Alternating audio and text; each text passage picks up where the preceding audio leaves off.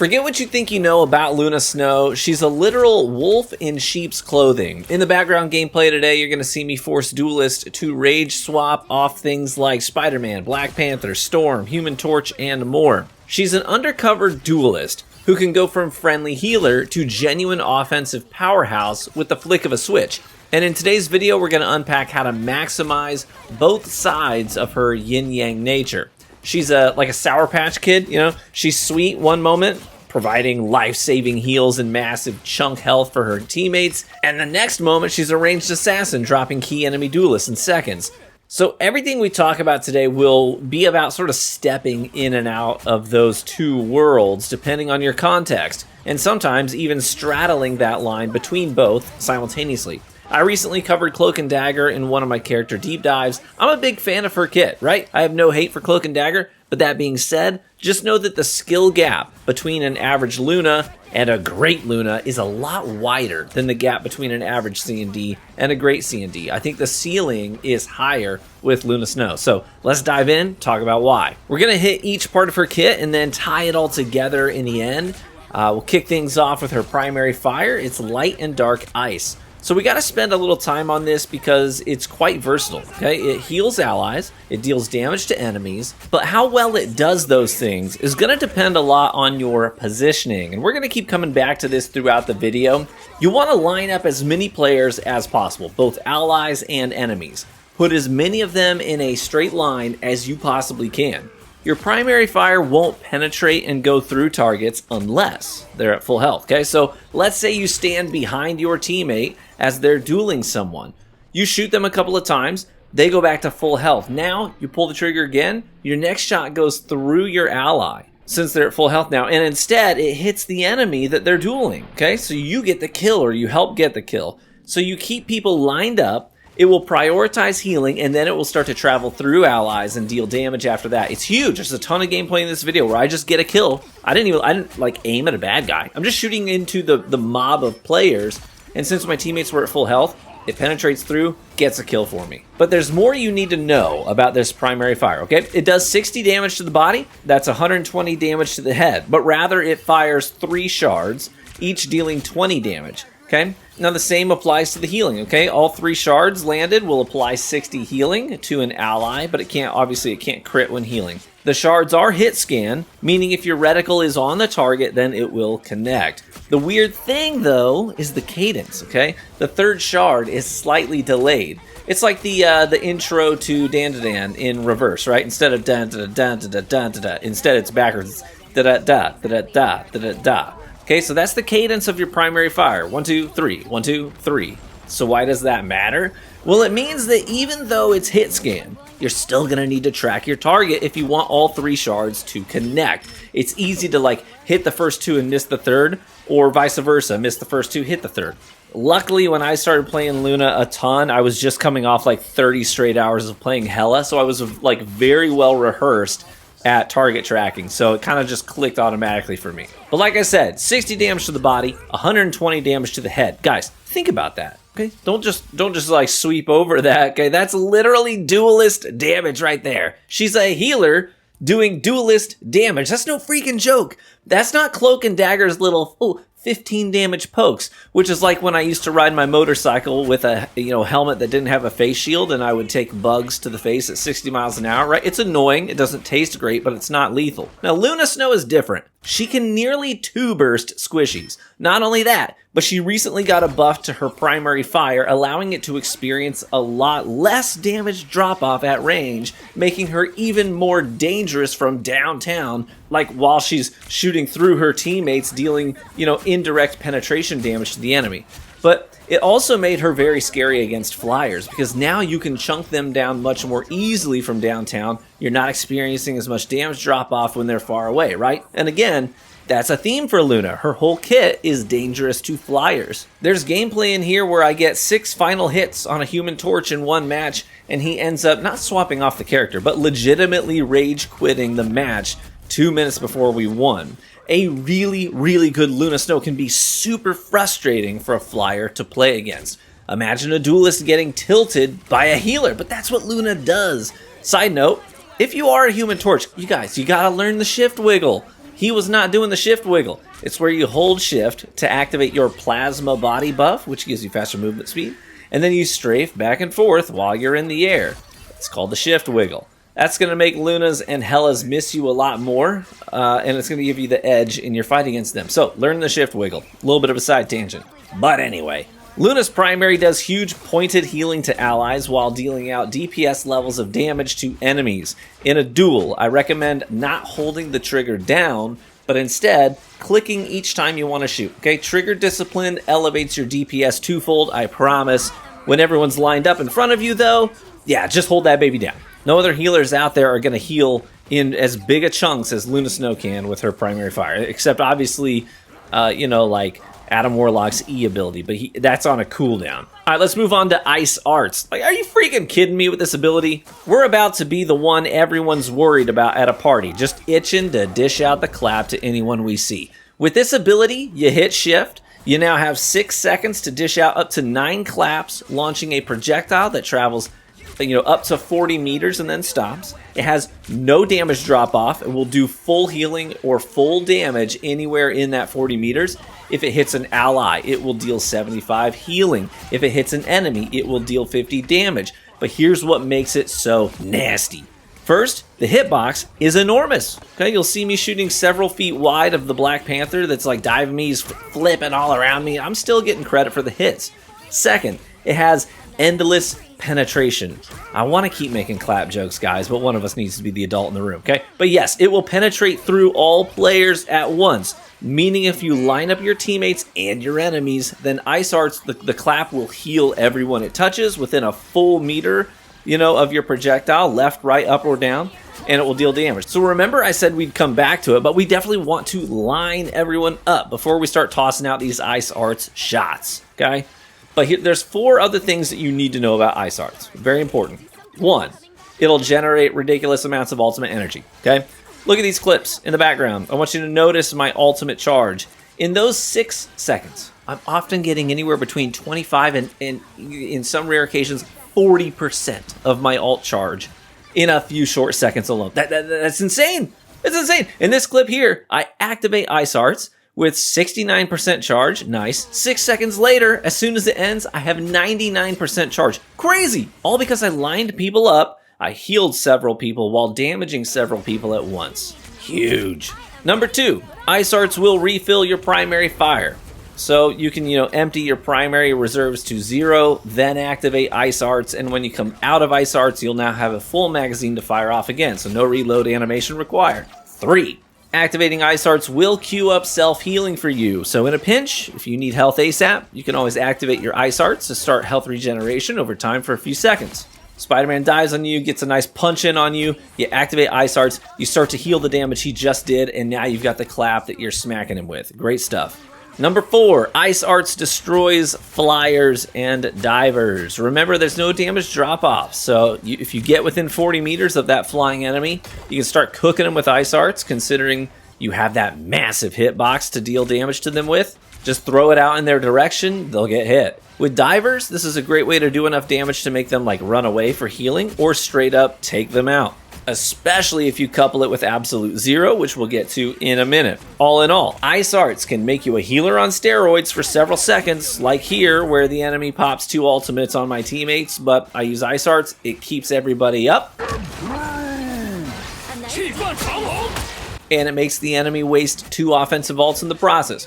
Or you can turn into an insane dueler for 6 seconds. Flip the switch, go on offense. Sometimes, like with this Hawkeye here, I see a duelist alone, and I actually go on the offensive. I use my skating to close the gap quickly. I jump to avoid skating right into his crosshairs, and then I cook him with the clap at point blank. You're going to see me take a lot of duels in the gameplay of this video, where Luna's kit gives me the confidence to step into a fight as if I were a duelist against a key enemy duelist. Let's move on to Absolute Zero. This is your right click on PC. You throw out a ball of ice that travels slowly at 60 meters per second. Not great. You got to really use it against tanks who are easy to hit, or fire it into a mob of enemies where you're just gonna hit something. Or use it against enemies that have linear attacks. I'm talking things like Spider-Man zipping to you after he puts that tracer on you. Black Panther doing a spirit-rending dash through you. But as always, the better you understand other characters and their kits and their abilities, the better you'll be at knowing when to use your freeze. But this ability is downright nasty. Again, coming back to flyers, Luna can knock them right out of the sky, make them drop like a rock. I was playing the other day with Cool Guy while he was working on his Black Widow guide. If you haven't seen it yet, check it out. But I froze an enemy Iron Man. He dropped like a stone right in front of Cool Guy, who then point blank sniped him in the face. We're just cackling because it's so freaking disrespectful. I have 3 main ways that I prefer to use this freeze. It's versatile. 3 applications for 1 ability is a lot, okay? Application number 1, follow me here. I like to freeze enemies who are winning a duel against my teammate, okay? There's a clip in here where my teammate goes to critical health, so I freeze the guy fighting him and then focus on healing my teammate. By the time the guy thaws out, almost a full 3 seconds later, now he's losing the fight, okay? The second application is to freeze divers. Magic, Black Panther, Spider-Man, Iron Fist. I use it against these guys all the time. Dive is really popular, so making sure you keep this ability ready for when those divers drop on you is key. After you freeze them, it does 50 damage, right? After you freeze them, you can either take the free 120 damage to the head with your primary fire while they're frozen, or you can skate away to safety if you're not confident that you can win that fight with your current health situation. Or you could activate Ice Arts to queue up self-healing and then start damaging them with that. But you definitely need to practice landing your freeze on divers. And the final application is to CC enemy ults. I do it to multiple Spider-Men in this video. Don't mess with the amazing, and then bam, hit him with the freeze. Their ult is canceled, we all live. He's now hyper exposed and vulnerable. Don't mess with the amazing! Stand strong. Don't mess with the amazing Spider-Man! The Spidey in this clip got so tired of me freezing him that he switched to Hawkeye in the final round just to try to pick me out of the back line, but he failed to do so. But you can freeze Eye of Agamotto ultimates, Scarlet Witch ults, Black Panther ults, Penny ults, anything that can be CC'd. And this is one of the best ways you can support your team as Luna Snow, is to be ready to CC ultimates and cancel them out. But remember, this snowball, like I said, does 50 damage on impact, so you may want to consider staying and fighting the person that you've frozen if you think you can take them down. Alright, let's move on to share the stage. This is your little snowflake you put on allies. It causes them to receive a 35% chunk of healing anytime you dish out healing to someone else. So 35% of that healing you apply to somebody else is taken and applied also to the person who has your snowflake. The most common way to use this is to give it to a diving ally like a Spider-Man, a Magic, a Wolverine. You can also give it to flyers like Iron Man and Storm, so they get healing while you're focused on the things at the ground level. Now this is the way that I tend to use this as well, usually. That's what I default to. But there's another great application. Let's say a friendly frontline tank, like this Groot in this clip, is about to go down, and you want to catapult them back to full health. You can give them the snowflake, and now start healing them directly. They'll get your direct healing, as well as the 35% bonus healing stacked on top of that, okay? Hit them with the snowflake, then you can use Ice Arts on them as well. And now it's, they're from 5 HP all the way back to 700 in the blink of an eye. So put this on an ally who goes into a more vulnerable position, but then swap it to someone that you need to spot heal real quick, and then just put it right back on that duelist again after that, okay? But just make sure that you always have it out there on someone, anyone. It's free healing and free ultimate energy. So you should practice having 100% uptime on this ability. And that's easier said than done. Like, I still sometimes don't pay attention when the guy that I have it on dies, and I don't realize it for like another 30 seconds that I don't have my snowflake out there on anyone because I was so dialed into like dealing damage or something. So you gotta like make sure to remember to always have it out there. And if you put it on a diver and they're getting really low, remember Luna Snow is like the best ranged healer in the game. You can be 60 meters away and just start shooting at that critical health notification on your HUD and basically snipe heal your diver and compound that healing with the snowflake that's on him. Boom. Alright, just a few more things to chat about today. I have to at least mention that Luna is exceptional at taking down deployables, okay? As a Luna Snow, just start to assume that it is your job to manage squids, Loki runes on the field, as well as magic demons, okay? Anything like that you see, you shoot. Don't make the assumption that someone else is going to do it. Just assume that that's your job. There's no glory, there's no glamour in it, but it's definitely something you should be doing regardless. Focusing on healing is really important, but a really great Luna Snow has the bandwidth to also consider things outside of just healing, including doing damage to key duelists and also taking out deployables. Now let's chat about her passives. Cryo Heart makes it so that activating Ice Arts or tossing out your Absolute Zero Snowball will queue up some healing over time for you. If you're weak, but you don't want to leave the fight to hunt down a med pack, activate one of these abilities and you'll queue up 30 HP per second for 3 seconds. Next passive is Smooth Skate. Moving forward for a little bit, queues up really fast moving skating. You travel really fast, nearly 10 meters per second. It's great for getting away from a major threat like a Storm ult or a Jeff ult. When you hear the call out for that ultimate, you start skating. And usually you want to skate like away from a teammate since these ults, they tend to go for crowds. You can also jump much higher while skating, so you can, get to a more elevated position when you need to, but generally you do want to be on the ground level as Luna so that you can line allies and enemies up. Team ups. Obviously there's the Jeff one. He shoots incredibly deadly ice blasts, but the best team up for Luna is with Iron Fist. He's really popular right now, which is good for Luna mains. You hit C on PC and you'll unleash an icy blast all around you. It deals 25 damage to enemies, but it also knocks them away from you while also applying a slow debuff on them. This is insanely good against divers. So good. Toss them away, slow them down, gives you just enough time to activate your skating and get away, but it will also apply 75 healing to an ally, any ally around you in the radius, okay? I think people overlook that. They think of this as a self-preservation ability, but it's more than that. If you're in the middle of your team, you can actually apply a massive 70 HP heal to everyone around you, and that is huge. And finally, we got to talk about the ult. This, it's not rocket science. It's the best support ult in the game. It immediately blasts out 200 HP on cast, then 250 healing per second. It lasts 12 full seconds, which is massive.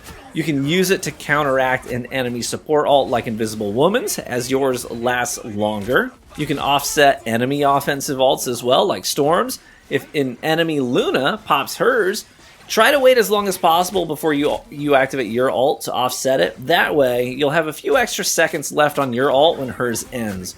But Luna's ult also offers a massive 40% damage buff if you choose to hit Q and toggle to that mode while in your ultimate. This turns off the healing effect. It activates the damage buff aura instead. But when would you use this? Well, I mean, you could toggle back and forth. So you could always just swap to the damage boost when everyone's at full HP, just to give them a short burst of extra damage.